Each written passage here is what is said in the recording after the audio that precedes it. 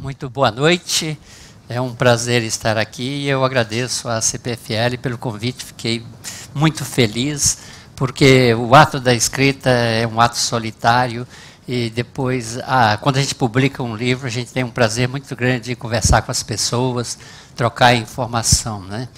Como vocês viram, o tema Entre a Luxúria e o Pudor, 100 anos de sexo no Brasil, quando eu estava escrevendo esse livro, comecei a notar que eu estava lidando com dois temas. A ideia luxuriosa a respeito do brasileiro e o papel muito forte da Igreja Católica no Brasil. Então, esses dois temas aí estão sempre caminhando juntos. Agora, para limitar o tema, eu não poderia falar de 500 anos de sexualidade. Nosso tema aqui, o tempo não era suficiente. Eu vou falar sobre 100 anos. A minha explanação vai ser dividida em 3 partes. A primeira, vou falar das ideias de Paulo Prado, do sociólogo Paulo Prado, e do sociólogo Gilberto Freire. Ambos tratam da intimidade sexual. A segunda parte será sobre a reclusão feminina, a questão da virgindade, que é muito preservada no Brasil ao longo da história, e a excessiva liberdade masculina. E a terceira parte, vou falar da revolução sexual e o movimento de contracultura no Brasil. Nós tivemos esse movimento de contracultura de forma mais suavizada. Década de 60, estávamos vivendo na época do regime militar, e então essas manifestações jovens eram tanto quanto reprimidas. Mas nós tivemos um movimento de contracultura, e a nossa contracultura inicia-se na década de 70. Mas iniciando na primeira parte, os dois autores que eu vou falar, um é bastante pessimista, é o Paulo Prado. Livro publicado em 1928, Retrato do Brasil, tem como subtítulo a questão do ensaio sobre a tristeza do brasileiro. O próprio subtítulo já deixa claro que ele era um autor pessimista. E já Gilberto Freire, Casagrande Senzala, livro publicado em 1933, tem uma visão altamente otimista para nós brasileiros. Mas iniciamos com Paulo Prado. As ideias de Prado resume uma parte das ideias da elite intelectual brasileira, que pensava, que era pessimista a respeito do Brasil. Paulo Prado queria buscar uma identidade do brasileiro. Quem somos nós? Quais os rumos que o Brasil iria ter? Nós tínhamos um complexo de prioridade, tanto é que nessa época os Estados Unidos, economicamente, estava muito mais avançado do que o Brasil. A Argentina também tinha um padrão de vida quase semelhante ao Canadá. O Brasil, precisando de imigrantes, tinha dificuldade de recrutar imigrantes, apesar de terem vindo milhões de imigrantes, a cifra tenha ultrapassado a 1 milhão, mas os Estados Unidos recebia com facilidade os imigrantes. A Argentina também, e nós não. E o que levou o Paulo Prado a ser tão pessimista? Por que essa frase, ensaio sobre a tristeza do brasileiro? No seu livro, 2 capítulos eu vou me ater. É o capítulo, aliás, 3. O capítulo sobre a luxúria, que trata da sexualidade. O capítulo sobre a cobiça, que vai tratar bastante dos bandeirantes, da cobiça pelo ouro. E, como consequência, ele dedica um capítulo sobre a tristeza do brasileiro. Prado foi influenciado demais por uma nova ciência, a sexologia, que desenvolveu-se muito a partir do século XIX em diante. A sexologia colocava os perigos do exagero sexual. E Prado também foi influenciado pelas as teorias racistas que estavam em voga em meados do século XIX até entrar no século XX. Nós recebíamos acriticamente as teorias racistas, em que o Brasil era o maior laboratório racial do mundo. Vejam vocês, no período das grandes descobertas, o mundo estava estanque. A Europa fixa ali, poucas pessoas viajando, Marco Polo vai até a China, os navegadores vão buscar especiarias em outras regiões, mas era um contato pequeno. Mas a partir do Brasil, por exemplo, da descoberta do Brasil, o intercurso sexual entre o colonizador português com as índias, depois com as negras, depois a vinda em massa de imigrantes. Então, toda essa interação sexual faz com que o Brasil fosse um laboratório de raças. E nós tínhamos esse complexo de inferioridade de que, naquela época, a teoria das raças dizia que, parte da teoria, uma parte dizia que a mistura, o multirracialismo, tendia ao enfraquecimento não só corpóreo, como também psíquico. Falando da luxúria, o Paulo Prado usa uma frase: numa terra radiosa vive um povo triste. Por que isso? Ele vai buscar numa frase latina que diz: post coitum animal triste. Após o coito, os animais ficam tristes. Essa frase é antiga, secular. Foucault fala que já na Grécia Antiga já se usava essa frase. Ao longo do tempo, as pessoas sempre acreditaram que o exagero sexual levaria ao enfraquecimento físico e ao enfraquecimento mental. Então, nós, sendo um país em que recebeu um número enorme de degredados, de desertores, náufragos, aventureiros, contando com as índias ninfomaníacas, e depois 300 anos de escravismo, em que os senhores se aproveitavam das escravas, das mulatas. Então, Paulo Prado vai ser pessimista a respeito do resultado desse povo. Mas eu estava analisando o porquê também desse pessimismo de Prado. Ele foi responsável pela publicação das Confissões do Santo Ofício da Bahia, em 1922. O Santo Ofício esteve no Brasil pela primeira vez em 1591, 1592. Mas nós só tomamos conhecimento desse documento em 1922. Veja que coisa interessante. Paulo Prado, sendo responsável pela publicação desse livro, dessas confissões, a tiragem foi somente 250 exemplares. Por que isso? Já que esse documento mereceu um prefácio do grande historiador Capistrano de Abreu, que foi o mentor intelectual do Paulo Prado, e no prefácio já deixa claro que o medo que representava aquela publicação. Não só até pela Igreja Católica, porque muitos religiosos caíam em pecados sexuais, mas o Capistrano de Abreu vai dizer no prefácio que o leitor que tomar conhecimento deve ser advertido que nas Confissões do Santo Ofício da Bahia tem pecados como pedofilia, bigamia, tribadismo, que é a homossexualidade feminina, homossexualismo e sodomia. Então ele fala: eu vou numerar as páginas caso o leitor queira pular essas páginas. Ele chama de páginas inquinadas. Indo no dicionário, o que quer dizer inquinada? Inquinado: corrompido, sujo, infectado. Veja o choque que Capistrano teve e Paulo Prado teve a respeito dessas confissões. E outra coisa, em Retrato do Brasil, Paulo Prado diz o seguinte: Salvador, uma cidade pequena, 1591, 1592.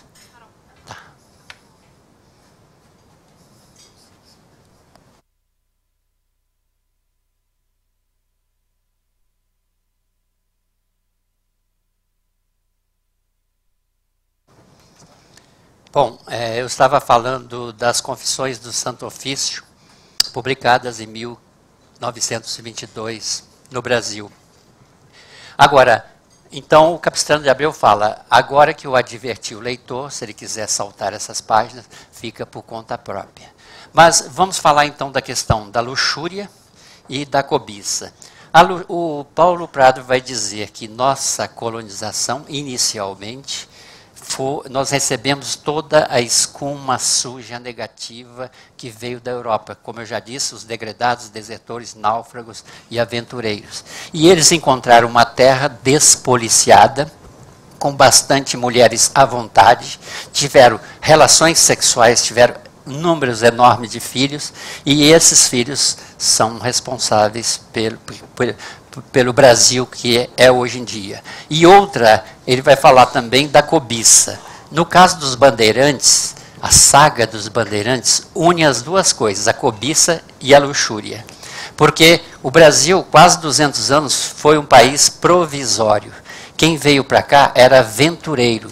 Diferente da colonização norte-americana, que foi uma colonização de povoamento e que recebeu muitas famílias. Aqui vieram muitos homens e, por muito tempo, a grande preocupação era encontrar ouro.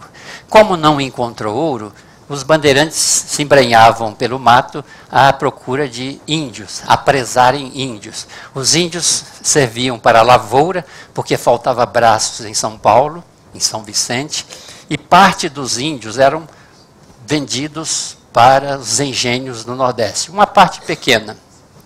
Mas como unir cobiça com luxúria?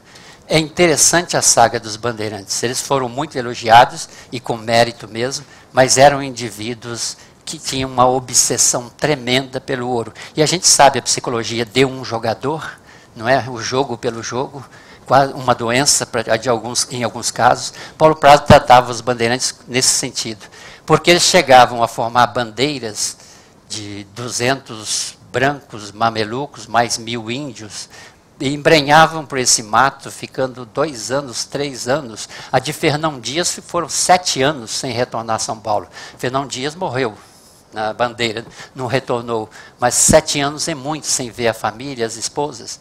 Então tem um documento da Câmara Municipal de São Paulo em que eles chamam a atenção dos padres, porque os padres estavam avexando os bandeirantes, ou seja, estavam envergonhando os bandeirantes, implicando com eles que eles utilizavam das índias, mantinham relações sexuais com as índias.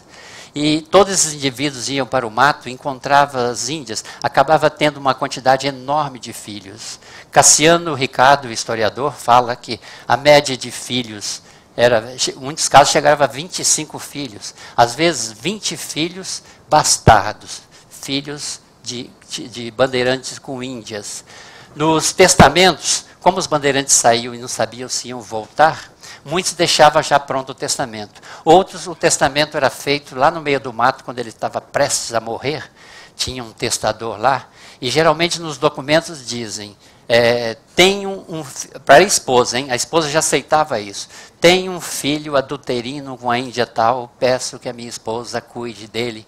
Mas o medo dele é o seguinte, e peço que reze 10 missas para a minha alma, medo de ir para o inferno. Outros carregavam... o próprio Paulo Prado cita quando a bandeira de Raposo Tavares e de Manuel Preto invadiu as missões de Guairá, no Paraná, conseguiram apresar bastante índios. Um padre chamado Juan Muniz de Montoya diz o seguinte, esses indivíduos chegaram aqui, apanharam as mulheres mais belas, não importando se elas eram casadas, solteiras, batizadas ou pagãs. Encerravam elas num cubículo, passavam a noite mantendo relações sexuais com elas, como um bode num curral, tratando elas como uma cabra. Outro bandeirante que foi acusado, a caminhada dele foi em direção a Pernambuco, um bispo de Pernambuco disse que ele acompanhava 9 mucamas, 9 amantes. Veja, o Paulo Prado ficou preocupado com isso, quer dizer, essa formação da cobiça mais sexualidade. São Paulo foi uma cidade muito vazia, os homens partiam por essas bandeiras e deixavam as mulheres sozinhas, cuidando dos filhos, porque mais adiante eu vou falar da vida reclusa das mulheres, mas das mulheres de setores mais elevados, ligado mais à realeza, e a gente esquece que as mulheres mais humildes, mais simples, tinham um dia a dia muito austero, tinham que cuidar dos filhos. Quando se dizia que São Paulo falava a língua tupi, era porque... Primeiro que esses bandeirantes sertanistas ou tropeiros, que a gente conhece o líder da bandeira, né, mas existiam outros indivíduos que iam juntos. Eles ficavam pelo mato e eles conversavam o tempo todo com o índio. O índio era a bússola, o índio era o GPS dos bandeirantes. Se nós temos esse Brasil enorme, é graças ao índio. Gilberto Freire vai dizer que o brasileiro se indianizou, se africanizou, graças a esses dois povos. Então, vejam vocês, os bandeirantes acabavam falando a língua tupi, acabavam esquecendo a língua portuguesa.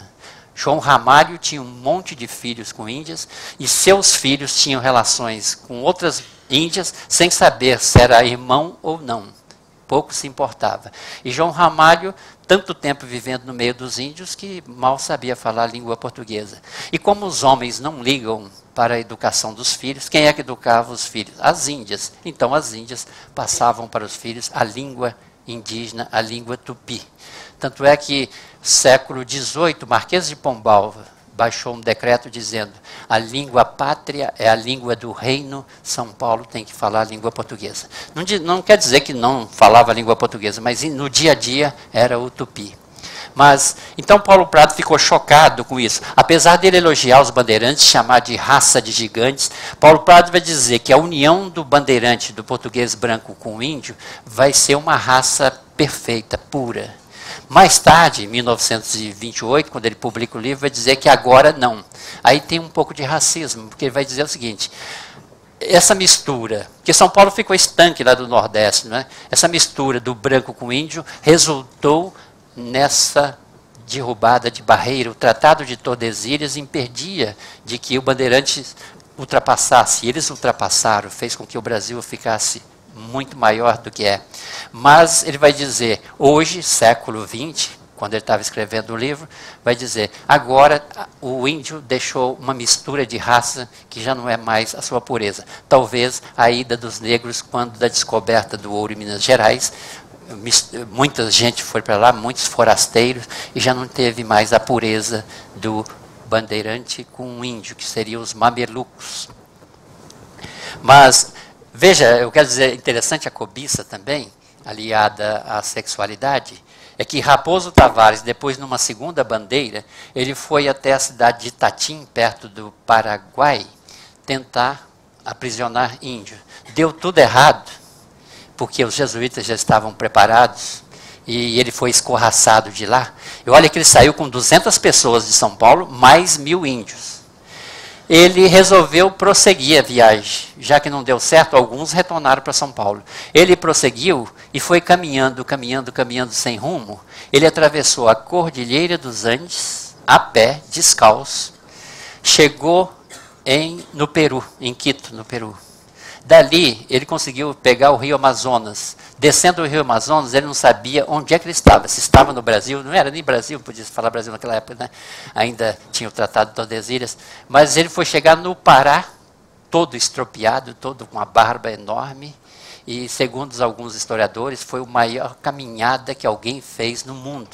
Isso que eu acho interessante. Porque, e quando eu vou elogiar o índio, é porque sem o índio, o português colonizador não se embrenhava na mata.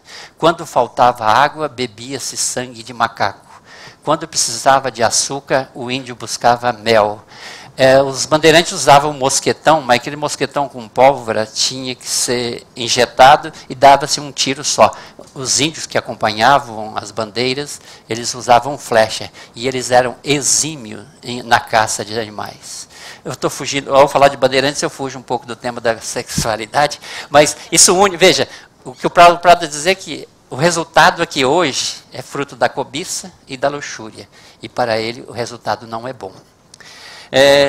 Então ele vai dizer que nós criamos, agora no século XX, nós criamos uma sociedade multirracial, de índole pacífica e acomodada. Veja o pessimismo dele. E como eu disse no início, Paulo Prado reflete parte das ideias de uma elite aqui no Brasil. Vou citar o exemplo do Monteiro Lobato. Monteiro Lobato inicialmente foi muito racista. O racismo era uma coisa normal naquela época. Era dado como ciência, com perfeição, com um grau muito avançado.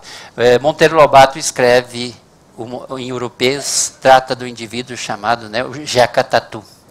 O Jeca Tatu ficava agachado o tempo todo, demorando, fazendo cigarro de palha. A formiga crescendo ao longo do terreno e ele não se preocupa de matar a formiga. O mato crescendo, a mal feita e Jeca Tatu é doente. Então, indiretamente, o próprio Monteiro Lobato diz que Jeca era o brasileiro médio. Veja tal pessimismo. Tem uma passagem, uma carta que o Monteiro Lobato escreve para um amigo. Essa carta não foi publicada na segunda edição do livro do Monteiro Lobato, não. Ele diz o seguinte: Monteiro Lobato estava no Rio de Janeiro, década de 20 do século passado, e ele viu os operários saírem das fábricas. E ele falou assim: quanta gente feia, quanta mistura de raça, o que o Brasil fez com esse povo? Talvez a única solução venha de São Paulo e outras partes que estão injetando sangue branco europeu.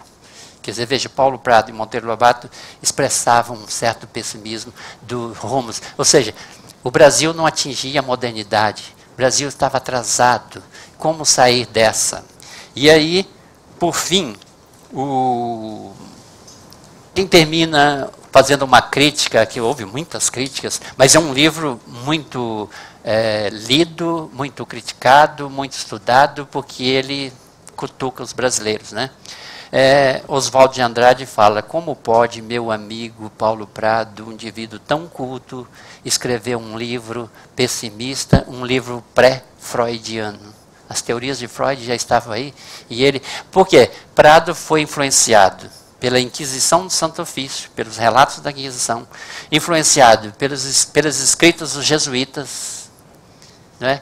E influenciado por livros de viajantes que vieram ao Brasil, trazendo a cultura dita superior europeia, um etnocentrismo europeu, que via com negatividade esse nosso povo. E aí, terminando essa parte do pessimismo de Paulo Prado, eu vou entrar na parte otimista agora do Gilberto Freire, que ainda estou na primeira parte. Para Freire, pela primeira vez, veja, ninguém tratou de sexualidade como tendo uma importância muito grande no resultado de um povo. Estudo sobre raças, tudo bem, mas a vida íntima das pessoas foi com Gilberto Freire. Freire, ao publicar o livro em 1933, recebeu influência, claro, do livro do Paulo Prado, também dos escritos do Santo Ofício. E ele vai dizer que a sexualidade tem uma força poderosa no Brasil. A sexualidade uniu aquilo que separaria a mata tropical da Casa Grande. A sexualidade uniu o que as raças separariam. A sexualidade uniu a Casa Grande com a senzala. E também a sexualidade vai romper os entraves legais. Tá. Bem.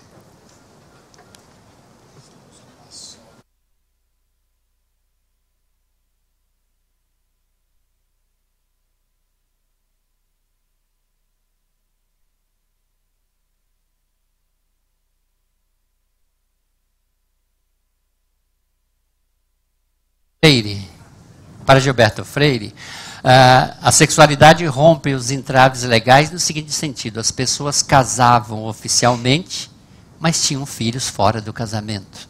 E também rompeu os entraves raciais.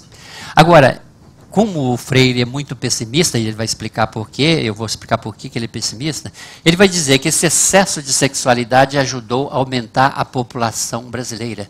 Portugal, um país pequeno, população pequena, e o Brasil, um país cobiçado pelos ingleses, cobiçado pelos franceses, cobiçado pelos holandeses, então precisava povoar o país. E nessa época, a quantidade de gente era fator de riqueza para um país. São braços, porque a gente pensa hoje numa sociedade tecnológica, mas naquela época eram braços. E aí, o Freire vai dizer que nós criamos um novo mundo nos trópicos, nós criamos uma nova civilização.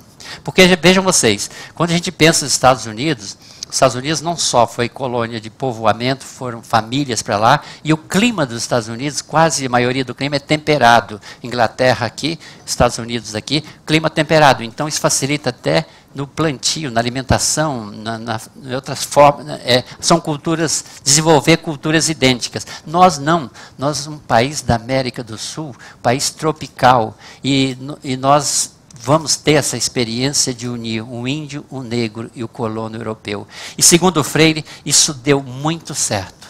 E agora, como ele chegou a escrever Casagrande Senzala? Primeiro, diz Freire que ele estava nos Estados Unidos estudando antropologia, quando ele estava num ônibus, se não me engano, sentiu o cheiro de carne queimada e perguntou para alguém disse, é um negro sendo queimado. Freire ficou chocado desse ódio racial. Depois, ele estava em Nova York, viu 3 marinheiros brasileiros escorregando na neve, e o Freire ficou envergonhado, falando assim, que indivíduos feios, parece protótipo de homem, pessoas mirradas. Ele falou assim, isso que é o brasileiro? E aí ele falou assim, mas eu não sabia que importante era o fator cultura e não o fator raça. Ele falou assim, o professor Franz Boas, nos Estados Unidos, me ensinou que a gente deve separar, quando estuda uma sociedade, o que é de ordem biológica, o que é de ordem cultural, histórico, de meio também, meio geográfico. Então ele vai dizer que esse determinismo biológico, racial, não foi devido a ele que nós somos desse tipo, não é dessa forma que formou-se o Brasil. E isso foi um grande avanço, e ele levou isso para escrever a Casagrande Senzala. Então ele vai dizer que a miscigenação, a extrema miscigenação que nós somos, né, trouxe fatores positivos, porque nós criamos uma nova civilização. Ele já está pensando, a gente tem que pensar, década de 30, 20, o ódio racial lá nos Estados Unidos. Os Estados Unidos estavam avançados, mas eles tinham que resolver um dilema, que era o dilema racial. E aí, uma frase interessante do Freire, ele é cheio de frases de efeito, que a pessoa lendo gosta e didática. Ele vai falar assim, todo brasileiro, mesmo o alvo de cabelo louro, traz na alma, quando não na alma e no corpo, a sombra, ou pelo menos a pinta do indígena ou do negro. Quer dizer, todos nós aqui temos um pé na mata tropical e temos um pé na senzala. Se não for genético, é cultural. Cultural, eu mostrei para vocês a importância do índio na derrubada das barreiras para ser o país do tamanho que é hoje. E até hoje, né, a cultura indígena, apesar de ser tão mal vista por certos setores. Mas vejam vocês, é engraçado isso, porque o brasilianista Thomas Skidmore, quando veio ao Brasil, na década de 70, divulgar o livro Preto no Branco, que trata de raças, ele falou que, sendo um americano novo aqui no Brasil, algumas coisas ele traduzia ao pé da letra. E ele viu um brasileiro branco falando que ia encontrar com a nega dele. E não era a nega dele, era mulher branca. Então ele falou, o brasileiro é muito comum falar assim, eis aqui a minha nega. E ele falou assim, nos Estados Unidos, jamais um americano branco vai chamar a esposa de nega. Entendeu? E me lembro até de uma música, né? Moro num país tropical, sou Flamengo e tenho uma nega chamada Teresa. Então, ele mostra, o Skidmore não vai dizer que não tenha racismo no Brasil, mas é a peculiaridade, a diferença do tratamento nos Estados Unidos com o Brasil. Agora, quanto a Gilberto Freire, muitos acusam ele de ser um pouco maleável, de aparar as arestas na questão racial, né? O Freire usa algumas vezes palavras como a nossa colonização teve uma certa doçura. O português tratou com doçura o negro ou a negra. A nossa colonização se deu por circunstâncias especialíssimas, peculiares. Ele vai dizer que a Casa Grande vai pensar lá na senzala a moça mais saudável, mais bonita para trabalhar na Casa Grande. E quando se fala em Casa Grande no Brasil, esse latifúndio de cana-de-açúcar era enorme, tinha igreja lá, tinha capelão, era autossuficiente, fabricava tudo, móveis. Então era como uma mini cidade. E a Casa Grande empregava muita gente. para um monte de coisa. Você sabe que os senhores tinham filhos com as mulatas e essas crianças brincavam na Casa Grande junto com os filhos brancos dos senhores. Sentava à mesa algumas vezes. Vocês lembram do samba, né? Batuque na cozinha, sinhá não quer, por causa do batuque eu queimei meu pé. Lembra muito o que acontecia na Casa Grande. E alguns acusam Gilberto Freire de que o modelo de família para Freire é a família da Casa Grande. Pouco tratou da família da senzala. Então, ele vai dizer o seguinte, que esse relacionamento foi muito positivo. O senhor tratava os seus escravos da Casa Grande como um primo pobre ou como um parente pobre. Então, esse é o otimismo dele a respeito dessa nossa colonização. Mas ele vai dizer o seguinte, mesmo com a vantagem da excessiva miscigenação que ocorreu no Brasil, tem que ter alguma desvantagem. Não é? Ele vai dizer que a grande desvantagem dessa desbragada interação, desbragada interação sexual é a sifilização. Uma frase de efeito dele é o seguinte, o Brasil antes de ser civilizado foi sifilizado. Não só a civilização, como a subalimentação também. Veja, porque tinha que dar uma resposta. Quer dizer, o Brasil não era mil maravilhas no início do século XX. Algo tinha que ser negativo aí. Então, e essa questão é questão médica, questão de saúde pública, questão de educação, não é uma questão do determinismo genético. E aí ele vai dizer, falta de educação. Ao longo da história, o brasileiro, o homem machista, ele tinha orgulho de ostentar uma doença venérea, ou de contar que tinha doença venérea, como um soldado tem marcas de guerra. Exagero do Freire, mas ele dizer, a sífilis corria solta na Casa Grande, mais do que nos prostíbulos. E também nós trouxemos uma ideia da África, que ocorre até hoje com respeito à AIDS, mas que o senhor aproveitava, dizia o seguinte, para curar uma doença venérea, nada como manter relação com uma neguinha virgem. Na África hoje estupra-se, né? Para curar a AIDS, acredita-se nisso. Mas ele vai dizer o seguinte, que essa questão é superável, não é uma questão de determinismo racial.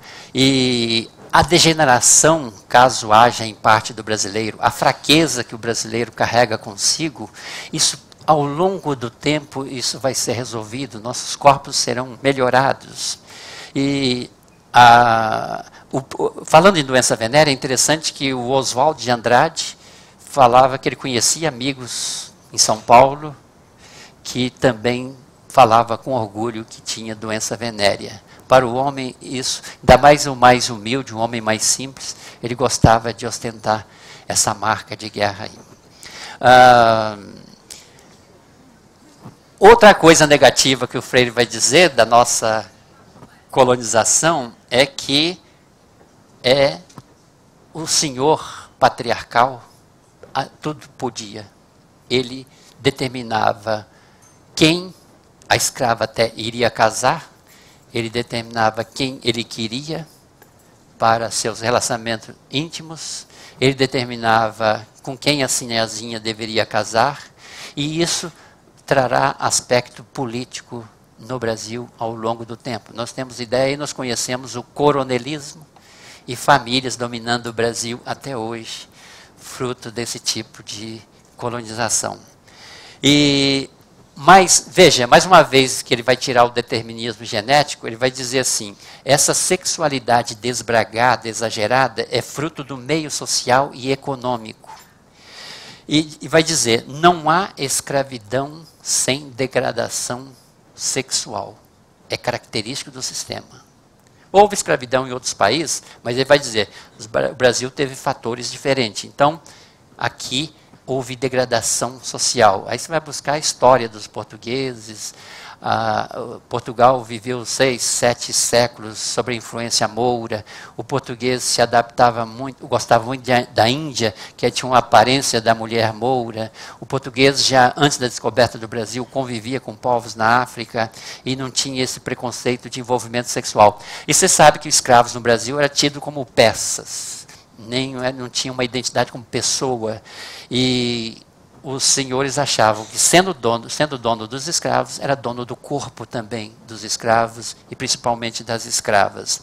Mas ele vai dizer que tudo isso foi superado, acabou a escravidão no Brasil. E outra coisa é que o lado bom é que o nosso colonizador português manteve o núcleo familiar rígido, que ele vai chamar de assegurou a continuidade econômica e política. Vejam vocês, retornando São Paulo, século XVI, XVII, todas aquelas famílias nobres, famílias de bandeirantes, eles tinham inúmeros filhos com as índias, mas na hora de casar, ele casava com as pessoas de sangue nobre. Tanto é que a legislação no Brasil definia filhos legítimos do casamento e filhos naturais, fora do casamento. Não tem direito à herança filho natural, só filho legítimo. Por isso que nos testamentos diz assim, tenho 5 filhos com a Índia, não tem direito a nada, mas se minha esposa quiser dar uma esmola para eles, tudo bem. Mas a herança ficava com o filho legítimo. Então, o colonizador conseguiu, ao longo de 400 anos, manter as rédeas do processo. Como se fosse assim, nós não nos tornamos um matriarcalismo. A herança e poder foi transmitido de geração a geração. Tem um historiador, Stanley Stein, fala também, a gente está falando de engenho de açúcar, mas em São Paulo também, no Vale do Paraíba, e chegando até aqui em São Paulo, Vale do Paraíba, no Rio até São Paulo, os senhores também, em casamentos, eram casamentos arranjados.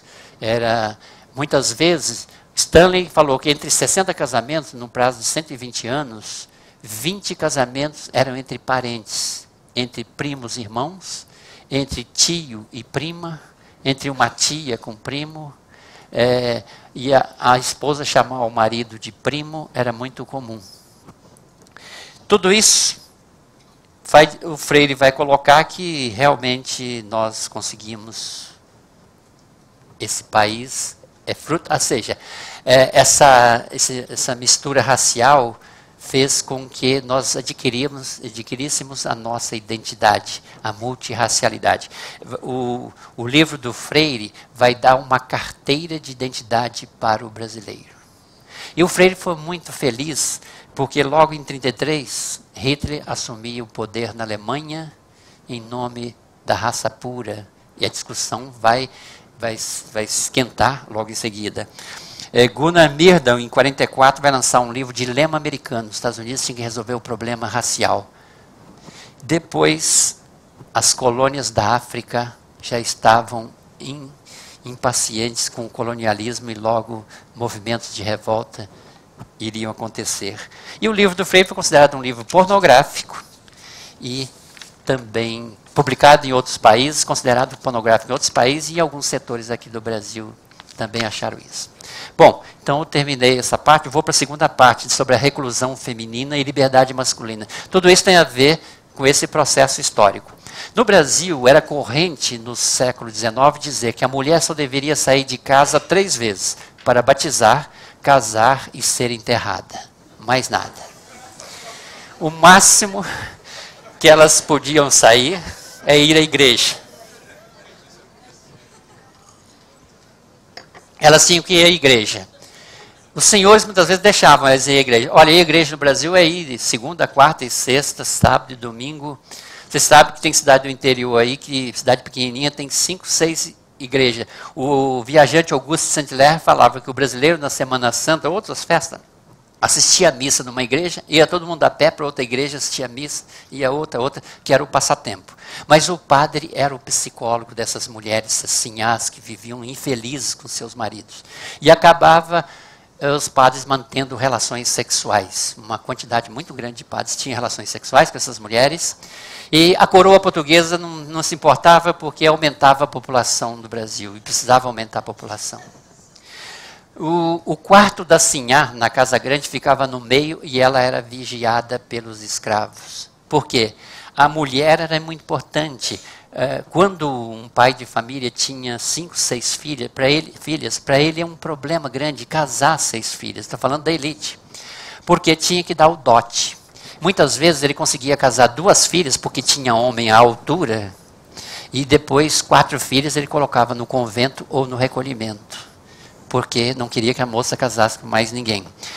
Quando uma moça, uma donzela, cometia algum deslize, no caso de escravo, eu tenho história de 1 ou 2 casos que a donzela teve relações com a escrava, o senhor mandou matar a escrava.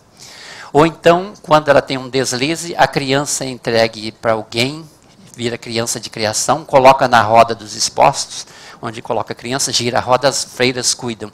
E essa moça casa com um primo pobre e camufla-se tudo.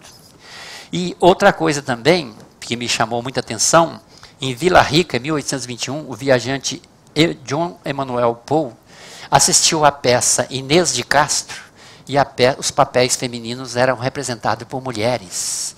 Isso era comum em outros países, mas no Brasil já estava atrasado. Ele falou assim, era ridículo, né? Parece um bando de travestis representando aquela peça lá. E outra, o viajante Hércules Florencio, passando por Cuiabá em 1825, recebeu, um senhor mostrou um alçapão em que ele escondia a esposa, trancava quando ele viajava, e a comida passava por um buraco. Tal o ciúme que o português tinha sobre a mulher.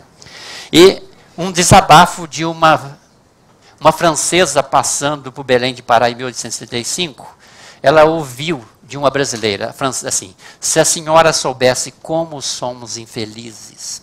Li num livro francês que as senhoras francesas saem sós e recebem as suas amizades como lhes agrada. Nós nunca. Somos sempre acompanhadas por 1 ou 2 escravos, e nem sair à janela. Dizia-se, mulher janeleira é namoradeira ou rameira. E namoradeira também é no sentido negativo. Gregório de Matos, já século passado, dizia, a mulher deve ir mais à panela do que à janela. Porque deve cuidar do lar. E aí vamos entrar no século XX, o jurista Viveiros de Castro, no livro Delitos contra a Honra da Mulher, ele vai dizer o seguinte, a fábrica matou a mulher, a fábrica matou a família. As mulheres saem de casa, vai trabalhar numa fábrica, tem contato com o homem, o marido vai em outra fábrica, as meninas saem cedo demais, as meninas voltam à noite, veja, meninas pobres, voltam à noite, têm contato com outros homens. E Viveiros de Castro vai falar também que um novo modo, que é a mulher moderna, para ele moderno no sentido, entre aspas, negativo. A mulher estava perdendo uma grande coisa, que era o aconchego do lar, e querendo ser moderna. Mulher moderna é coisa de francesa, e não as brasileiras, né, que eram consideradas modernas mesmo. E, para citar outro exemplo, que eu gostei muito, uma costureira no interior de São Paulo, 1919, hein? Ela escreveu um livro, é autodidata, Aluna no Telhado. Como o pai não deixava ela ler, escrever, porque falou que mulher não precisava ler, ela subia no telhado e do telhado ela assistia a aula que se passava no terreno do lado. E ela teve um pretendente que frequentou a casa dela 3 meses, não aconteceu nada. E ela não quis esse pretendente. A partir daí, ela foi considerada impura para a vizinhança dessa cidade do interior de São Paulo. E acabou casando com um homem que ela nunca se tocou, nunca beijou esse homem. E aí, no dia da noite de núpcias, ela ficou na sala, morrendo de medo, o que iria acontecer na noite de núpcias. E o marido no quarto esperando ela. E ela falou assim, tudo que eu pensava negativamente aconteceu. Meu marido fez todas as bestialidades em mim. Quer dizer, para a mulher isso é chocante. Mas era corrente no Brasil dizer, o homem tem que saber bastante de sexualidade. A mulher não precisa, porque ele vai ensiná-la a partir da noite de núpcias. Outra moça, década de 30, ela namorou 5 anos, trocou alguns beijinhos já próximo ao casamento, e no dia do casamento avisaram para ela o que iria acontecer na noite de núpcias. Ela teve uma crise de choro. Ela falou que não sabia o que ia acontecer na noite de núpcias. Porque o namorado respeitava ela. Porque tinham 2 tipos de namorado, o que não respeitava, né, o que assediava, porque uma vez que a moça é noiva, ela pode dar algumas regalias para o rapaz. E esse não Ele respeitava ela.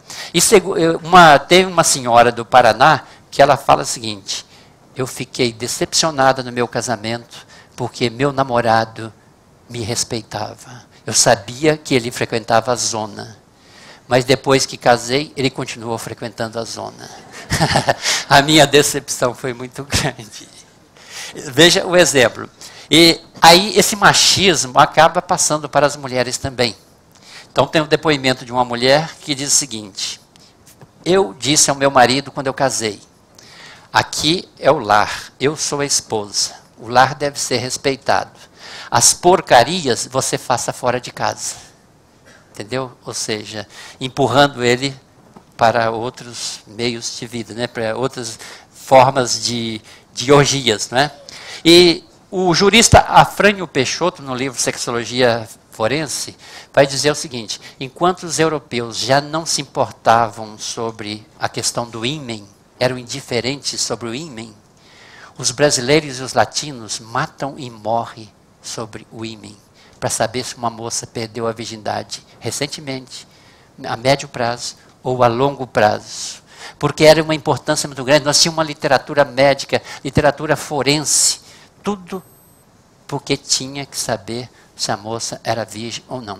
E aqui no Brasil tínhamos dois tipos de virgindade: a virgindade física, que é o rompimento do lacre, e a virgindade moral. Moça que foi noiva, terminou o noivado, perdeu a virgindade moral, porque os rapazes diziam, se ela foi noiva, ela deu muita liberdade ao rapaz. A moça tinha uma dificuldade de casar depois dessa fase aí. Mas outra coisa que os juristas diziam é o seguinte: que o homem deveria ficar alerta à não ruptura do selo fora do leito conjugal, pois não devia se expor ao ridículo casando com uma mulher já furada ou estragada. Os juristas falavam isso. E tinha juiz que dizia também: o rapaz tirou da moça a única riqueza que ela tinha.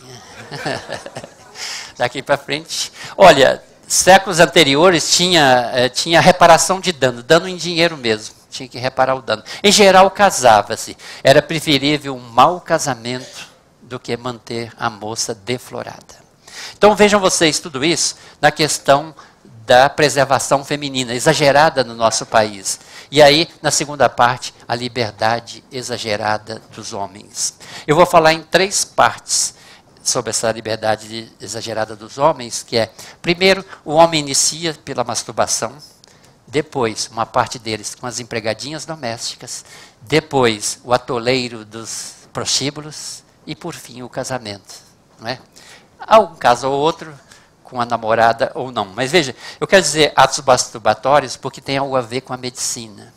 Já no Santo Ofício, no relatório do Santo Ofício, em 1591-92, um rapaz foi degradado para Angola por atos masturbatórios. Ficou 5 anos lá, provavelmente iria morrer, porque o serviço é muito pesado. Era considerado um pecado hediondo. E a medicina dizia que a masturbação poderia levar à loucura, o enfraquecimento do corpo e o enfraquecimento mental também. Mas, independentemente disso, todos os homens praticavam com muita culpa.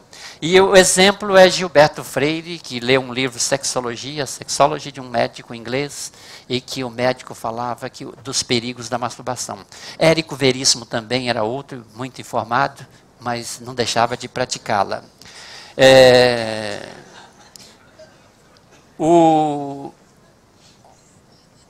Agora, na questão empregadinhas domésticas, mais da classe média, classe alta, falando do Brasil do século XX, não tendo mais as mulatas, né, da escravidão, fim da escravidão, os senhores não tinham mais essas mulheres a bel prazer. Mas no Brasil a gente conhece hoje leis trabalhistas preservando o emprego da empregada, uma série de normas, mas Brasil, século XX, famílias que tinham 2, 3 empregadas, e tinha sempre uma menina de 16, 17 anos para serviços mais leves. Então, um número enorme de homens conta com vantagem. Aí vocês têm que entrar numa coisa, pensar numa coisa interessante. Eu, quando estava pesquisando, lia livros de memórias femininos, não encontrava nada sobre sexualidade. Você vai ler livro de memórias de homens, todos contam lá. E se eles contam, eu vou entregar a vida deles aqui. E alguns foram livros de memória, outros entrevista à revista Playboy. No caso, por exemplo, o Gilberto Freire diz que a primeira relação dele foi com empregada doméstica nos fundos da casa. E vou usar uma linguagem meio forte, mas ele falou assim: benzuntei meu membro viril com banha de cheiro. Quer dizer, o produto era este. Depois, outro indivíduo que vai falar a respeito disso é Oswaldo de Andrade. Oswaldo de Andrade falava que a empregada não passou dos amassos, que a mãe estava sempre de olho controlando ele. Depois, Paulo Francis conta e lembra até o nome da empregada em que ele perdeu a virgindade. Tom Jobim também conta que perdeu a virgindade com empregada doméstica. Luiz Fernando Veríssimo conta também, sabe até o nome dela. E Mário Lago, no livro Rolança do Tempo, diz: todo homem deveria erguer um pedestal às empregadas domésticas. Elas nos ensinou o beabá do amor, o beabá da sexualidade. E Mário Lago é meio, assim, linguagem desbocada, né? Ele diz o seguinte: teve uma empregada na minha casa e quando ela serviu a mesa, ela deu as costas, eu olhei para ela, ela já deu uma olhadinha para trás com cumplicidade. Ele diz que algumas também já vinham de outras casas, eram assediadas pelos maridos e pelos filhos. E ele falou que todo pai gosta que o filho tenha iniciação sexual, seja um garanhão. Era o exemplo do pai dele. E o pai dele um dia deu um dinheiro para ele, bateu nas costas dele e falou assim: está na hora de você conhecer uma mulher de verdade. Ele falou assim: mal meu pai sabe que eu já transei com a minha empregadinha doméstica, já transei com a minha professora de piano, a balzaquiana, e saía do colégio Pedro II, com 16, 17 anos, ia para os prostíbulos da Lapa e do Mangue. Mas esse era o ritual de passagem. Mas uma coisa interessante também da sexualidade no Brasil, que hoje está desaparecendo, é: os homens tinham orgulho de levar seus filhos aos puteiros para eles aprenderem cedo a sexualidade. Gabriela Leite, aquela ex-prostituta, criadora da ONG das PU, ela achava que isso era folclore, mas ela falou assim: é uma quantidade grande de homens, pais, que levam os filhos para ter iniciação sexual com as prostitutas. E o menino pode ter um trauma muito grande. O ambiente já se diz zona, né? Se não for um rendezvous mais chique, são mulheres com trajes sumários, gritando, falando palavrão, correndo para lá e para cá. E ela falou que os meninos tremiam de medo, que poderia ter um trauma para o resto da vida, não é? Mas os pais achavam que isso era uma coisa muito importante. Passado isso, aí nós temos os grandes prostíbulos. Sabe que o prostíbulo Mangue, no Rio de Janeiro, foi uma enormidade. Ele chegou quase a ter 100 anos. Já em 1890 e pouco já começou lá um grupo de prostitutas, mas o Mangue foi cantado em prosa e versos. Uns falam em 3.000 prostitutas numa determinada época, outra 2.500, outros 1.000 prostitutas. Depende da repressão policial e da época também. Mas o alemão Stefan Zweig, quando esteve no Brasil, aquele que escreveu o livro, né, Brasil, País do Futuro, ele fez uma visita no Mangue e ele ficou encantado. Vindo de um país, né, Alemanha, só de povos brancos, ele falou assim: vi pretas retintas sendo escolhidas por homens brancos, vi índias sendo escolhidas por mulatos, vi polacas e francesas saindo com negros, é um número enorme, vi mulheres tristes, mulheres alegres, vi mulheres belas, ele achou as índias muito belas, e ele falava das polacas. O que trouxe essas mulheres aqui para um valor tão pequeno? Aí, no caso, o Mangue era um prostíbulo chamado o Baixo Meretrício. Então, lá tinha francesa, polaca, russa, italiana, mas eram mulheres mais idosas, mulheres mais acabadas, que iniciaram naqueles prostíbulos mais chiques, e à medida que a idade vai avançando, elas vão terminar no Mangue. E acrescentando, as brasileiras tinham uma certa rivalidade com essas prostitutas, porque elas eram mais esclarecidas, mais versáteis. Tem uma brasileira que chega a dizer o seguinte: eu não gosto das polacas, porque elas praticam sadomasoquismo, praticam sexo oral e praticam sexo anal. Brasileiros praticavam também, mas as polacas eram mais versáteis, as francesas também. Falando de Jorge Amado, o Jorge Amado conta, verídica, ele conheceu o coronel Ramiro Berbé, que chegou num prostíbulo na Bahia, em Salvador, e ele se fez passar por um outro coronel. E o coronel, quando chega no rendezvous, ele não pergunta preço, porque ele paga 3 vezes sem saber o preço. Então, ele falava assim, a francesa, a cafetina, só faltava lamber a sola do sapato do coronel Ramiro Berbé. E foi apresentando as mulheres. Esta aqui, uma francesa, seu dote é isso. Eis aqui, tinha até uma senegalesa. Essa aqui, diz ele com DRE avantajado. E ele falava da polaca. Ele falava, a polaca era tão alva, tão branca, que doía os olhos. E aí foi para o quarto e falou assim, chegou lá, a francesa parecia que tinha pacto com o demônio. E depois ela me ofereceu um chicotinho, se eu queria levar uma chicotada. Eu falei, não, aí já é demais. Não vou me submeter ao chicotinho. Mas mostra essa diferença das prostitutas brasileiras com as estrangeiras. Mas outro também que ficou encantado é o escritor Blaise Cendraque. Ele falou, eu percorri o mundo e achei um mangue muito interessante. Assim como hoje existe Favela Tour, naquela época existia Mangue Tour. O Vinícius Moraes levou um jornalista estrangeiro lá. O Nelson Gonçalves, antes de estourar na carreira de músico, foi cafetão de 10 prostitutas, boxeador. Cartola passou por lá. Manuel Bandeira disse que o Mangue era uma cidade dentro de outra cidade. E o Nelson Werneck Sodré, Moreira da Silva e o Di Cavalcanti. É interessante a vida. Eu quis também saber de detalhes, porque os livros que tratam sobre sexualidade falam em tom histórico, sociológico, mas nunca entra dentro do quarto. Hoje em dia nós temos as prostitutas aí, escrevendo livro, mostrando tudo, né? Mas antigamente não tinha disso. Então eu tive que pesquisar.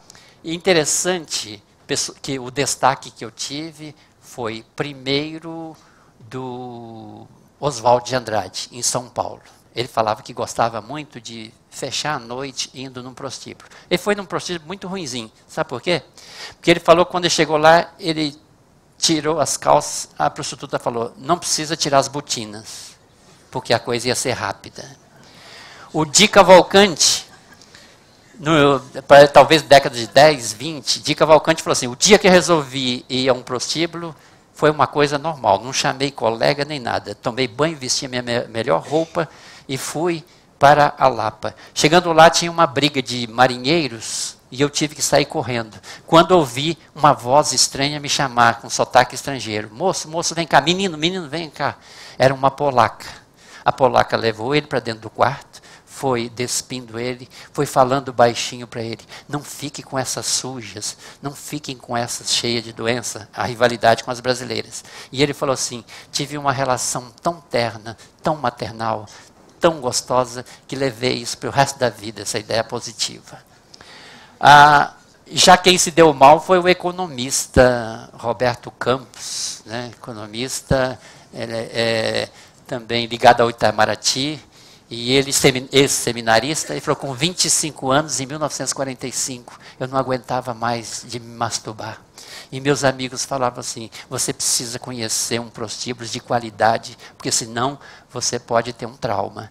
E aí ele foi na Conde de Laje. Lá foi oferecido a ele, foi oferecida uma polaca. E ele falou, eu tremia tanto que não consegui manter a relação. Mas como era um fim de tarde, a moça foi conversando comigo, entabulamos uma conversa em alemão e francês, veja o nível delas, né? Porque português ela não falava nada. E ele falou assim, e o tempo foi passando, eu consegui, fiquei muito feliz. Na saída, escrevi um bilhete, mandei um vaso de flores, um bilhete cafonérrimo para ela, mas não deixa de ser uma coisa interessante, né? Quer dizer, então nós temos esses 3 episódios aí. Mas ir ao prostíbulo é uma coisa muito comum. Gilberto Freire diz, eu e meus amigos universitários saíamos para ir ao prostíbulo. Jorge Amado dizia, saía da redação do jornal, ia ao cabaré, aos prostíbulos, às nacionais, às estrangeiras. Então era muito comum os homens contarem vantagem. E se inverteu. A imprensa criticava muito, chamava elas prostitutas de decadentes, rameiras e outras coisas negativas. Já os homens falavam isso publicamente, levava a colega, e hoje se inverteu. Hoje as prostitutas escrevem diário, conta toda a sua vida íntima, e os homens já têm uma certa vergonha de dizer que frequentam esses locais. Mas, terminando essa segunda parte, uma frase interessante é de Simone de Beauvoir, no livro Segundo Sexo, escrito em 1949, que é uma coisa óbvia, mas vai dizer, para desaparecer a prostituição é necessário duas condições, que a mulher tenha um padrão de vida melhor, tenha bons empregos, que ela tenha uma renda, e o segundo é que os costumes mudam, que tenha mais liberdade sexual. Então eu vou falar dessa fase. Mas tem uma coisa emblemática, já que eu estou falando de prostituição, vamos falar de ponto de virada na prostituição do Brasil. O ponto de virada foi o fechamento do bordel da Eni em Bauru, um bordel chique. O auge chegou a ter 70 meninas, churrascaria, piscina. Os homens acabavam dormindo lá, era caminho, era roteiro de passagem. Rapazes saíam de São Paulo no fim de semana só para conhecer o bordel da Eni. Durou de 63 a 83. Mas a frase emblemática da Eni é o seguinte, estou fechando o bordel porque pela primeira vez as profissionais do sexo estão perdendo para as amadoras, que são as mocinhas que estão dando para os rapazes. Quer dizer, a frequência caiu, ela teve que fechar. E outra coisa, 83, logo em seguida, de forma sorrateiramente, a AIDS estava aparecendo aí. Mas até entre os homossexuais, eu tenho uma frase de um homossexual ligada ao GAPA, que diz o seguinte, no início, a gente dizia, AIDS é coisa de gay americano. Não tinha grandes personalidades aqui no Brasil que estavam morrendo de AIDS por enquanto. Mas, à medida que foram aparecendo mortes, o governo Sarney, nessa época, vocês lembram da crise inflacionária, o Ministério da Saúde ficou completamente perdido. Ninguém, nem no mundo inteiro, ninguém sabia como tratar da AIDS. Alguns médicos aterrorizavam, iam na televisão dizendo, tem que banir os travestis, tem que banir as prostitutas.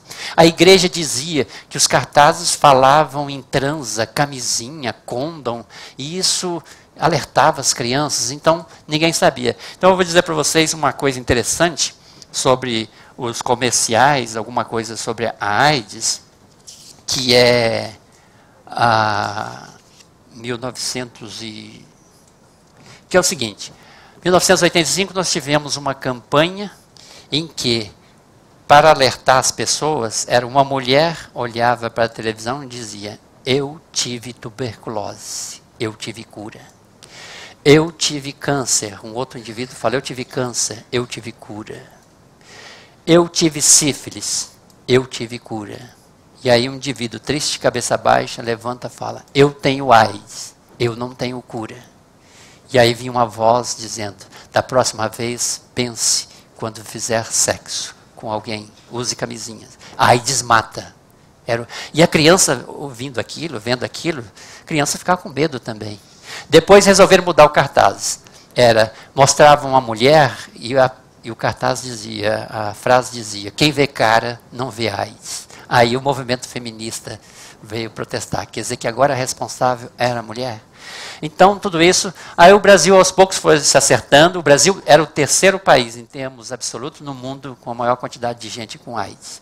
Mas assim, as pessoas homossexuais com medo, as heterossexuais, mas o medo começou mesmo em 1991, com a morte de Cazuza e depois de outras personalidades. Aí a coisa começou a amedrontar os brasileiros. Quer dizer, quando nós estávamos entrando no auge, né, da liberdade, da evolução sexual, acontece isso. Agora eu vou entrar na terceira parte, que é a revolução sexual no Brasil e a contracultura. Olha, Segundo Zueni Ventura, no livro 1968, O Ano que Não Terminou, a nossa revolução sexual começou nas prateleiras das livrarias. Lia-se mais sobre sexo do que praticava sexo. Um em cada livro publicado na época era sobre sexualidade. A nossa liberdade sexual começou primeiro na teoria, para depois na prática. Mas quando a gente fala de revolução sexual, a gente vai falar de amor livre, vai falar de comunidade. Eu vou fazer um pequeno recuo.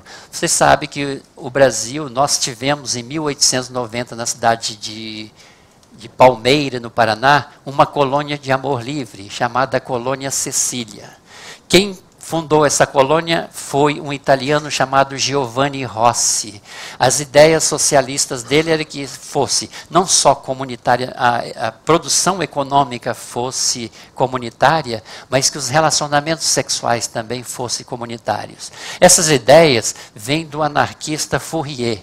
Os Estados Unidos já tinham exemplo disso. Em 1825, houve uma colônia de amor livre nos Estados Unidos, em Nashoba, perto de Nova York. Em 1848, uma comunidade Oneida, com mais ou menos, talvez, 300, 500 pessoas. Era engraçado que eles estabeleciam, as pessoas só podiam manter relações sexuais, o casal, 4 vezes o mesmo casal. A partir dali tem que manter relação com outra. Tinha uma espécie de assembleia, assim, ninguém podia recusar ninguém. E não podia repetir demais. E em São Francisco também, o movimento hippie criou algumas comunidades. O problema, todos nós sabemos, o problema é o ciúme.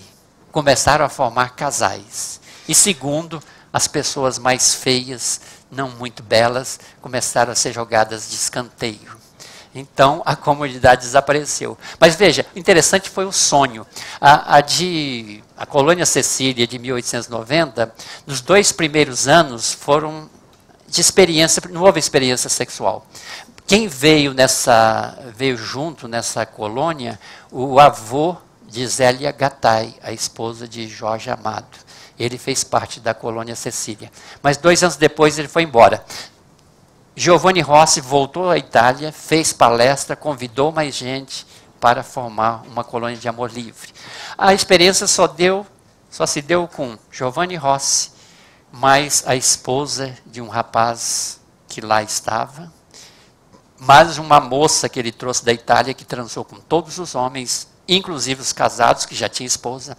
As esposas não quiseram manter relações com os solteiros.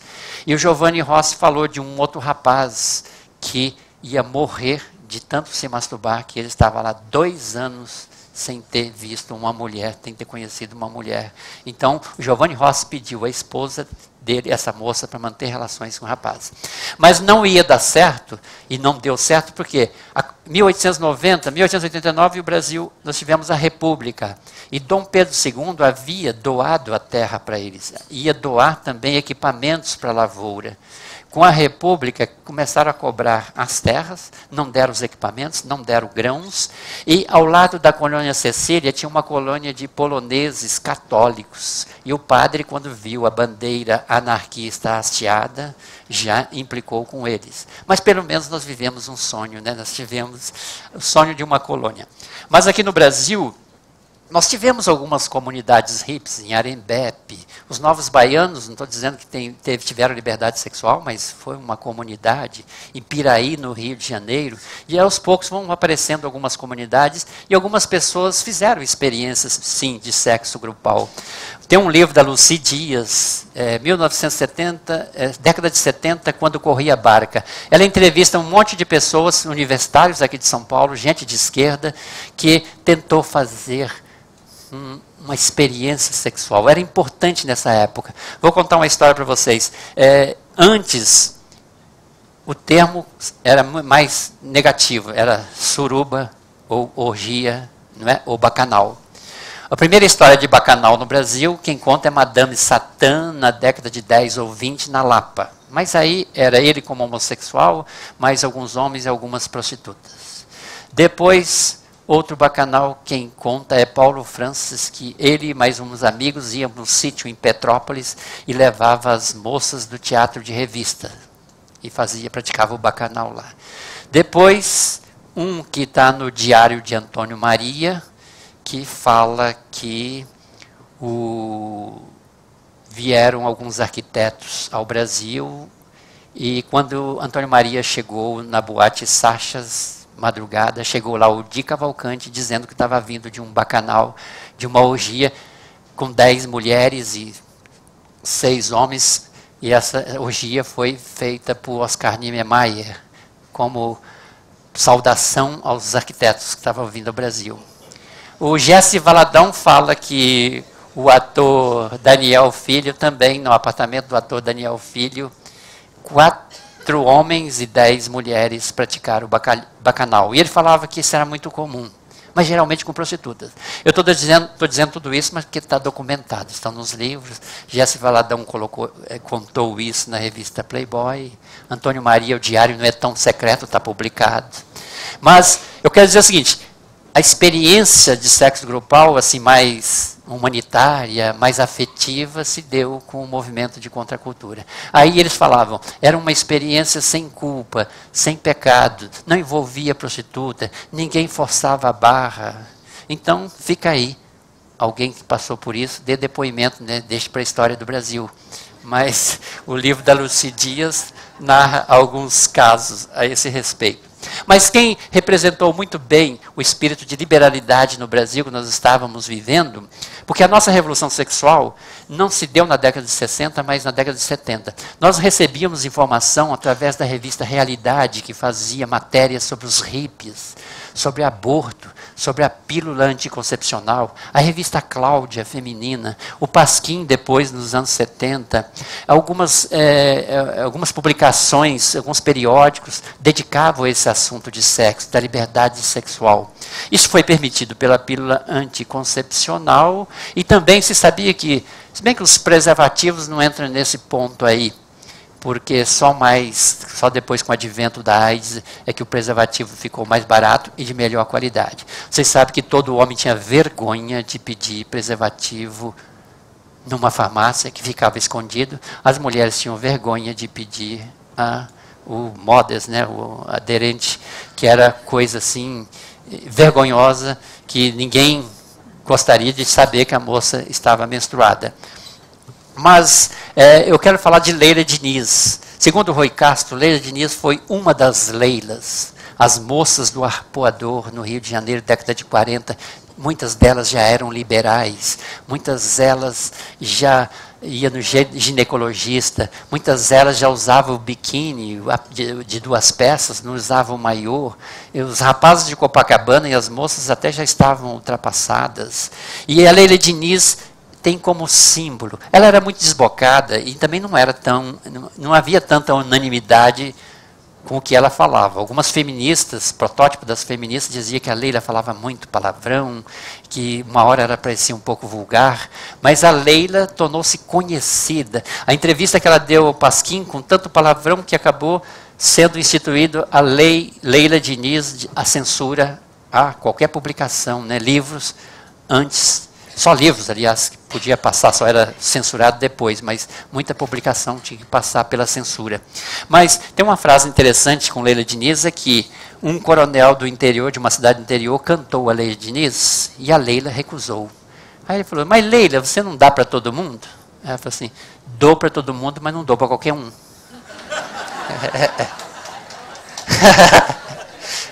Uma amiga minha ligada ao movimento das vadias fala, esse é o lema das vadias, dou para todo mundo, mas não dou para qualquer um. Quer dizer, é meu direito escolher. Essa minha amiga que falou isso.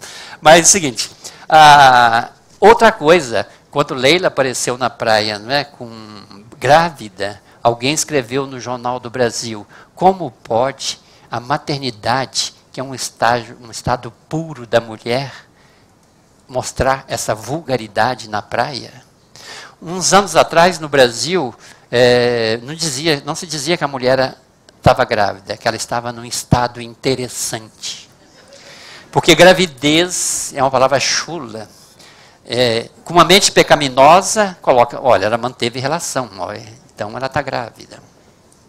Mas, vejam vocês, Uma coisa também interessante, aí eu fiquei preocupado quando eu pesquisei nesse livro, o problema do onde praticar sexo.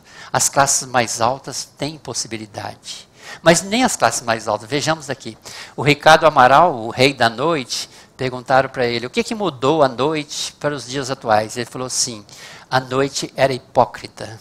Os homens mantinham as esposas e as amantes. Levava as amantes numa garçonnière.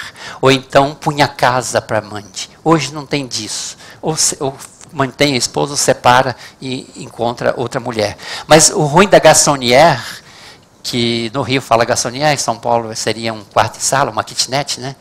É que, segundo o depoimento de alguns, é que você ficava muito conhecido. Ou você leva sempre a mesma mulher, não entendi. Ou você leva a mesma mulher, ou mulheres diferentes, fica sendo muito conhecido.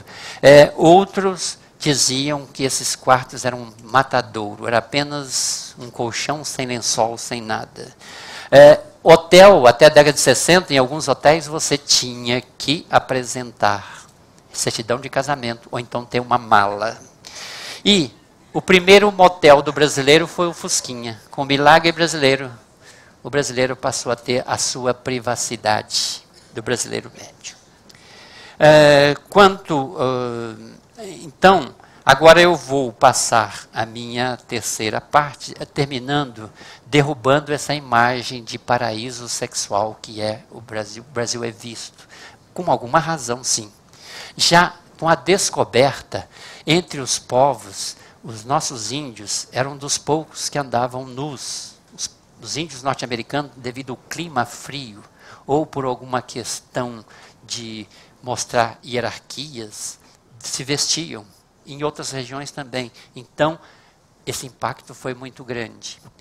Outra coisa, Américo Vespúcio, quando esteve aqui 2 vezes, e ele escreveu 3 cartas, 2 apócrifas, mas mesmo a apócrifa, ele diz, se existe um paraíso, o paraíso fica no sul, se referia a nós. Isso teve um impacto muito grande.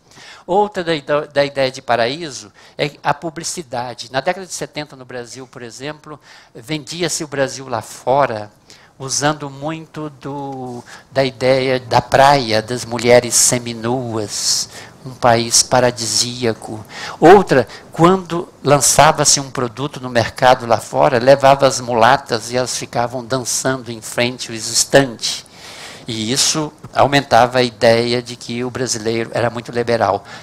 Associado a isso, o carnaval. E uma coisa interessante, sabia aquela história do Itamar Franco no camarote, quando a moça levantou o braço, que mostrou a parte sexual dela? Essa foto correu o mundo. Imagine para um estrangeiro falar assim, ué, um presidente da República ao lado de uma moça que levanta o braço e aparece que está sem calcinha. Então isso reforça a imagem do Brasil como um país paradisíaco. Mas a história não é bem assim. Quanto a achar que o brasileiro é liberal sexualmente, depende também da classe social. O Eduardo Mascarenhas, o psicanalista carioca, era o psicanalista da fina flor carioca, do pessoal mais bonito, ele falava o seguinte, sexo, quem está vencendo a mais-valia sexual, o prazer sexual, é a classe média e a classe alta, porque eles têm saúde, eles têm privacidade, eles têm tempo, têm ócio, e eles têm conhecimento suficiente para não se ater a problemas como se fosse pecaminoso ou não. Seria o sentimento de culpa. E pesquisas feitas pelo Datafolha e por um outro autor demonstram que a maior escolaridade do brasileiro, ele é mais liberal. Quanto mais formação escolar, ele é mais liberal. Mas que isso está mudando, a nova juventude, com melhor formação educacional, vai ter essa liberdade. Agora, segundo o sociólogo Anthony Giddens, nós estamos vivendo a despervertização do sexo. Nós estamos aceitando com certa normalidade certas práticas sexuais. E outro, um autor francês chamado Lipovetsky escreveu um livro, A Era Hipermoderna, que nós estamos vivendo, ele vai dizer que nós vivemos a Era dos Extremos. Eu acho interessante a Era dos Extremos que ele fala. É o seguinte, Bom, um exemplo simples. Nós somos a sociedade do sobrepeso, que é um extremo, e somos a sociedade da anorexia. Nós somos a sociedade da preguiça, do controle remoto o tempo todo, mas também nós somos a sociedade da vigorexia, da academia de ginástica. E quanto ao sexo também, nós vivemos o extremo da liberdade sexual, gente propondo sadomasoquismo, mas gente indo em casas de swing, e por outro lado, gente conservadora, grupos religiosos propondo que a moça permaneça uma princesinha que vá conhecer o sexo só depois do casamento. Então, eu acho muito importante esse tipo de ideia. Agora, eu termino meu texto dizendo que muitas coisas que acontecem no Brasil, dependendo da classe social, o olhar é diferente. Revolução nos costumes, por exemplo. Se algo é praticado, a classe alta consome erotismo, isso é revolução nos costumes. Os mais pobres consomem pornografia, isso é degradação dos costumes. Os jovens da classe alta vão em casa de swing, e já na década de 80, na casa Madame Satã, eles diziam que transavam dentro do banheiro. Isso é revolução nos costumes. Mas num baile funk, a moça vai transar lá num canto, isso é degradação dos costumes. É uma característica, né? E, então, essa questão nós vamos viver sempre. E falando do futuro, difícil prever o que acontecerá daqui a 10 anos, né? Como será em 1922. Duas coisas que eu vi à medida que eu fui estudando. Primeiro, nós vamos ter que conviver com a diversidade sexual. E vai ser sempre conflitante. E é interessante porque na década de 60, existia na cabeça do povo apenas o homossexual e o heterossexual. Eu tenho 2 relatos de homossexual na década de 60 e 70 que ficava espantado que o outro era bissexual ou o outro era másculo, transava com outro másculo. Veja, o próprio homossexual achava que só existia um tipo. Então, hoje nós temos uma sopa de letra. As pessoas se perdem. É transexual, transgênero, bissexual, travesti, tem o outro, crossdresser, drag queen. Não estou dizendo que alguns desses aí são homossexuais, mas as pessoas se perdem em tal diversidade. E essa diversidade vai fazer que esses grupos politicamente com direito reivindique a inserção na sociedade. Então nós temos algumas repartições públicas, indivíduos já travestidos. Indivíduo homem se veste mulher porque se sente bem vestindo-se de mulher e a repartição aceita esse tipo de coisa. Vocês viram no programa da televisão há pouco tempo um rapaz que foi fazer um curso de transformista e na segunda-feira ele foi demitido do emprego. Então ele vai reivindicar seus direitos. E outra, na sociedade hipermoderna, é característico subdividir demais. Hoje, com os meios de comunicação, se subdivide demais, complica. Um jornal em São Paulo fez uma reportagem sobre pessoas assexuais, pessoas que não gostam de sexo. Parece simples, está resolvido, assexuais. Mas o jornal subdivide isso em 7 temas. Existem os assexuais românticos, os assexuais radicais, os de fase, os autossexuais, os desinteressados, os platônicos e os frustrados.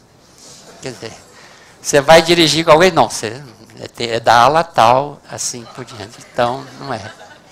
Mas é típico, isso é típico dessa subdivisão e essa complicação que nós vamos ter que conviver e se abrir mais. Terminando, o Brasil não é nem um paraíso sexual, mas também não é um inferno sexual.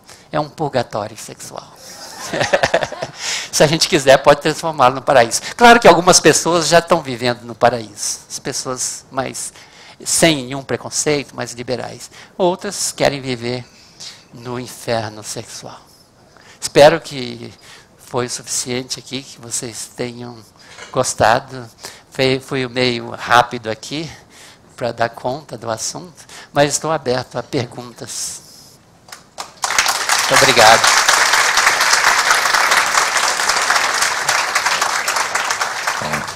Acho que eu estourei. Paulo Sérgio, muito obrigado por essa brilhante palestra sobre a história sexual do Brasil. Eu acho que todos ficaram encantados, né? Não se movia uma palha aqui, né? Não tinha um murmurio nenhum, todo mundo estava super atento. Eu acho que agora podemos passar para as perguntas, porque só com as perguntas a gente pode ir além, né? Então, por favor, participem, levantem a mão e sejam objetivos, de maneira tal que a maioria das pessoas possa participar. Isso, já tem uma pessoa levantando a mão aqui, aonde mais? E pronto. Vocês serão atendidos na ordem, tá? Obrigado.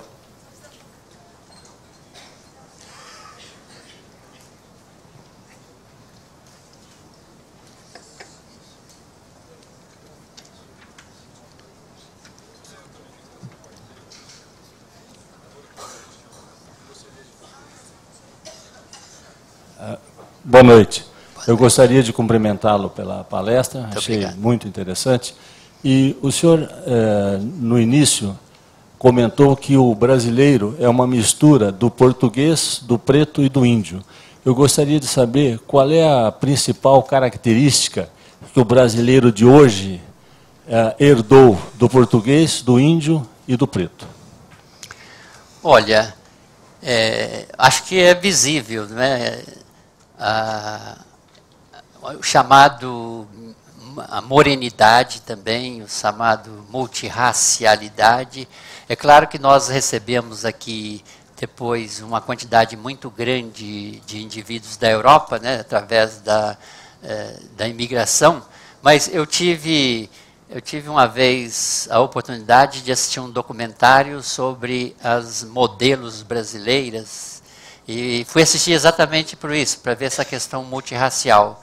Claro que tinha muitas modelos do Sul, de sangue europeu mesmo, entre aspas, quase puro, mas o que se enfatizava que a questão do que o Freire fala, até no modo de andar nós carregamos algo da negritude, do índio, parte das modelos indígenas, modelos negras, modelos mestiças, e o Brasil, dizendo que o Brasil era um país em que era impossível fixar um tipo característico de mulheres. Veja, um documentário bem recentemente, isso mostra essa multirracialidade. É claro que as pessoas, os povos do Sul, ficaram mais distantes dessa mistura de pessoas, né? Mas pesquisando os quilombolas, no Brasil nós temos mais ou menos 1.100 quilombolas. Os negros fugiam, né, das fazendas e você sabe que a nossa colonização foi masculina, vieram muitos homens e nas fazendas ou nos engenhos os negros fugiam para o mato. Imagina a facilidade de fugir para o mato. Minas, na época da descoberta do ouro, da extração do ouro, os negros também fugiam. E onde é que eles iriam encontrar mulher? Eles roubavam mulheres das tribos indígenas, roubavam mulheres de alguns sítios abandonados. E aí, nessa reportagem, hoje nós podemos traçar o mapa genético, e é interessante que esses negros quilombolas, alguns ficaram décadas e décadas sem muito contato com as pessoas de outras cidades, tem uma porcentagem muito grande de sangue indígena e de sangue branco, desses negros aí. Tá?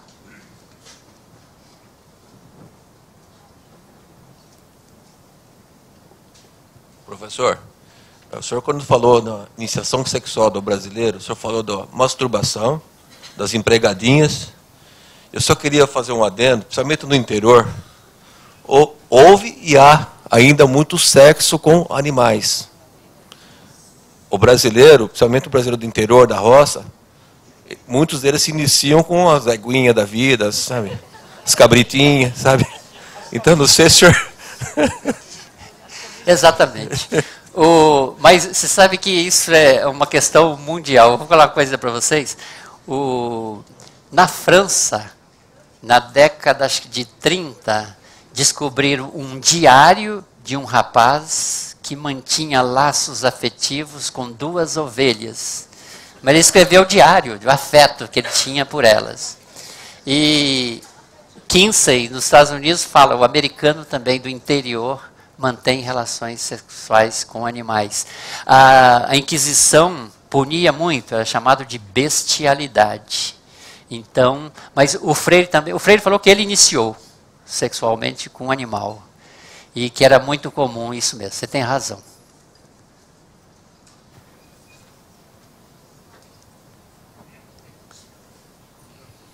Boa noite. Boa noite. Eu queria fazer 2 comentários sobre a sua palestra. O primeiro é que o que eu percebi de todo o panorama que você traçou da mudança dos costumes é que conforme a sociedade vai evoluindo, o relacionamento homem-mulher vai sempre se modificando. Por exemplo, em briga de casal, até há pouco tempo, muitos maridos tinham medo que a sua esposa colocasse as malas dele para fora de casa. Atualmente, muitos maridos têm medo que eles sejam colocados dentro das suas próprias malas, numa briga de casal.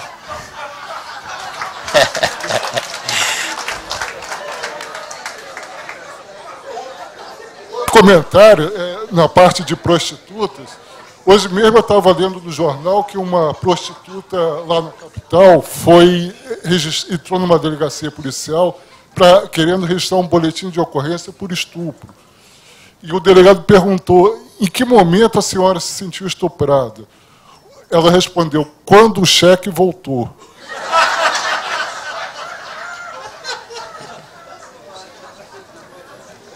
Olha, realmente, vocês viram, à medida que eu estava escrevendo o meu livro, eu vi que o livro estava ficando muito machista. Só tem depoimentos de homem, a história da sexualidade gira em torno do homem. Mas eu fui pesquisando, tem alguns capítulos aqui sobre as mulheres. Mas a vida das mulheres está diluída ao longo do livro. Mas hoje o que se lamenta é o homem está sendo colocado no segundo plano. E eu lembro aqui de um exemplo, quando eu falei da Simone de Beauvoir, quando ela diz que a prostituição só terminaria ou reduziria se a mulher tivesse um emprego decente. Eu lembro de uma reportagem da revista The Economist, que diz que a revolução feminista se deu menos através do livro A Mística Feminina, da Betty Friedan, não que não deu, mas e mais no livro de Daniel Bell, O Advento da Sociedade Pós-Industrial. Uma sociedade pós-industrial de serviço na área de bancos, turismo, finanças, educação, e que possibilita a mulher ter uma fonte de renda em que ela mais não dependa do marido. E segundo alguns advogados, diz, né, quem mais pede o divórcio é a mulher, porque o homem é acomodado, só se separa se tiver outra. Não tendo, ele vive com ela até a situação se deteriorar. Tá.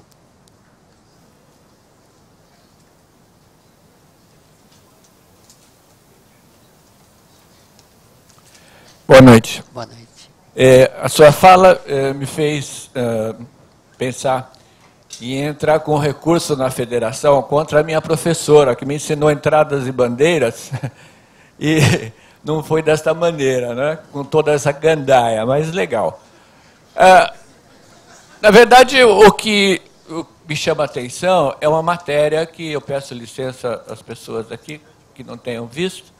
Ela saiu na Veja esse mês, e ela fala do sucesso editorial de livros que falam de pornografia e principalmente de sadomasoquista. E cita um livro que é Os 50 Tons de Cinza, que em 2 semanas simplesmente vendeu 10 milhões de exemplares, né? Então isso assim para a gente, pensando naqueles número de 250 exemplares que você citou lá em 1591, a quantas anda o mundo hoje, né? Então eu fico pensando, né, que nessa revolução toda, essa mulher reclusa todo esse tempo, né, o que está acontecendo? Mesmo porque a matéria enaltece e diz que a mulher ainda prefere, né, veja bem, isso é para ser pensado, não é opinião minha. A matéria ainda fala que a mulher ainda prefere aquele macho de outrora e também gosta de sadomasoquista. Eu não sei, em termos genéricos, se nós podemos caracterizar isso, eu acho muito difícil. Como você disse, aqui cabe tudo no Brasil, né? Temos de tudo. Mas, enfim, é mais um comentário e não sei se você tem dados sobre isso. A minha curiosidade é sobre se essa liberação, vamos chamar assim, tende, né, a esse extremo de sadomasoquismo e coisas que tais que estão até acontecendo na realidade também. Eu não tenho dados, eu li a reportagem sobre esse livro aí, e é um assunto assim, muito recente.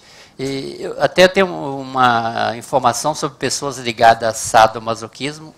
A grande dificuldade é encontrar parceiros, porque já é difícil um relacionamento normal, vamos dizer assim, para um homem encontrar uma mulher que se vai adequar aos desejos daquela prática, então eles reclamam sobre isso. Agora, quanto aos bandeirantes, é o seguinte, o Sérgio Millier, o sociólogo, já num livro dele, num artigo, ele falava como é escassa a literatura sobre sexualidade no Brasil, colônia, e como sendo um tema tabu, para me aliar essas informações sexuais aí, é muito difícil, está diluída. Eu fui ler alguns livros que falavam de bandeirantes, é um livro muito ufanista. Teve uma fase que São Paulo levantava a bola do bandeirante, que merece, mas deixava de lado essas questões. Então, eu andei pesquisando com muita dificuldade. Para vocês terem ideia, Fernão Dias, ele se desentendeu na bandeira, ele se desentendeu com o filho dele, bastardo. O filho dele tramou a morte de Fernão Dias. E ele ficou sabendo. E ele enforcou o filho no mato. Lendo sobre um historiador, o que o historiador fala? Fernão Dias se desentendeu com o filho, só fala isso. Não falou dessa coisa forte, do pai enforcar o filho. Entendeu? Mas, isso que eu falei, nós temos, a sociedade tende para esses dois extremos. Pessoas com bastante liberdade sexual, o sexo vai deixar de ser uma coisa vista como perversão, mas nós temos grandes movimentos religiosos aí, contrapondo a essa ideia, propondo a virgindade, pelo menos feminina, manter até o casamento, e nós vimos alguns exemplos aqui, como isso pode trazer grandes problemas para as mulheres, né?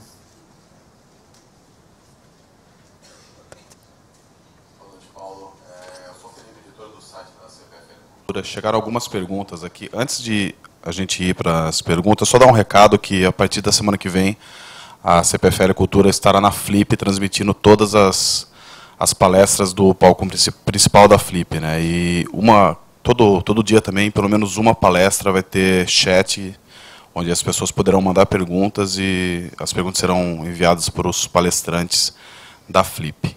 Enfim, agora indo às perguntas, realmente a Melina, ela, antes da pergunta também, ela dá um elogio aqui, ela fala que a sua palestra está sendo tão clara que é até difícil fazer pergunta, mas a pergunta que ela manda é em relação à música. Ela queria saber se você acha que a vulgarização do sexo que existe hoje em dia na música, principalmente no funk e suas danças, se isso seria positivo ou negativo. Bom, difícil dizer, porque 50, 70 anos o samba foi discriminado, né, e hoje é considerado uma arte. Essas músicas de duplo sentido, né, realmente, no meu livro eu coloco uma história mais ou menos das músicas de duplo sentido suave, mas quando chega o funk realmente escancara de vez. E eu vi um desses animadores de funk num documentário, eu fiquei realmente também chocado, é muito forte. Agora, pode passar por brincadeira. Uma das meninas que estava nesse baile falou assim, olha, a gente não leva a sério, é só aqui que a gente canta esses bordões chulos, mas isso não quer dizer que saindo daqui a gente vai ter esse tipo de comportamento.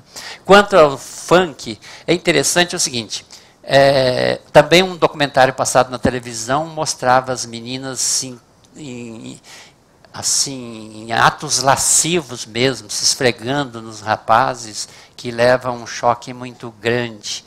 Eu acho o seguinte, tem uma música do Chico que diz, deixa a morena sambar em paz.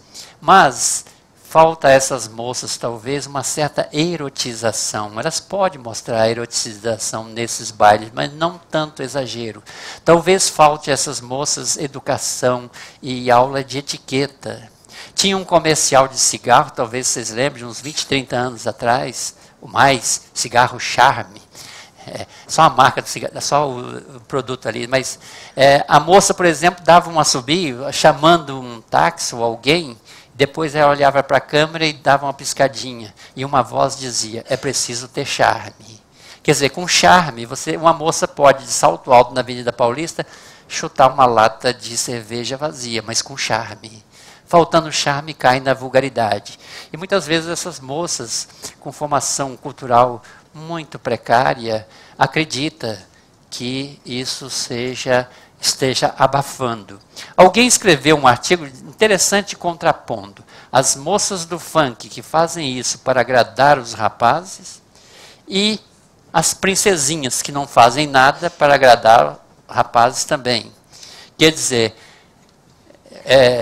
de um lado ou de outro, a mulher não está sendo autônoma. Ela está praticando aquilo para chamar a atenção do homem. Tá certo?